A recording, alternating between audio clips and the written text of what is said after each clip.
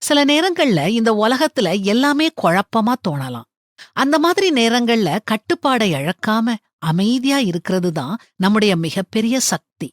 சவால்கள் வரும்போது அவைகளை எப்படி அழகா அணுகலாம் அப்படிங்கறத பற்றி நான் இன்னைக்கு சொல்லப் போறேன்.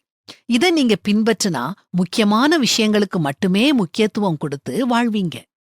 எவ்வளவு பெரிய புயல் அடிச்சாலும் சமாதானத்தோட இருப்பீங்க.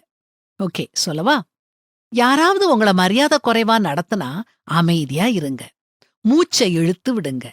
அமைதிதான் உங்க வலிமை. அத உணர்ந்துக்கோங்க. பதில் சொல்லாதீங்க. உங்களுக்கே உங்க கட்டுப்பாட்ட நினைச்சு சந்தோஷமா இருக்கும். பேசுறதிலேயே குறியா இருக்காதீங்க. வாழ்க்கை ஒரு திரைப்படம் மாதிரி. அமைதியா பார்த்து ரசிங்க. உங்க அமைதி மூலம் பல பேரை நீங்க உங்க பக்கம் கவர்ந்து இழுப்பீங்க. செஞ்சுதான் பாருங்களேன். உங்க ஒழுக்கமான நடவடிக்கை வார்த்தைகளை விட மிக சத்தமா வலிமையா பேசும். இந்த விலைமதிப்பில்லாத வாழ்க்கை ரொம்ப குறுகியது. நம்மள பற்றி மத்தவங்க என்ன நினைப்பாங்கன்னு நினைச்சு வருத்தப்பட்டு வாழ்க்கைய தொலைச்சிடாதீங்க. வெறுப்புணர்வ மனசுக்குள்ள தேக்கி வச்சிருந்தோம்னா அந்த பழு தாழாம நாம மூழ்கி போயிருவோம்.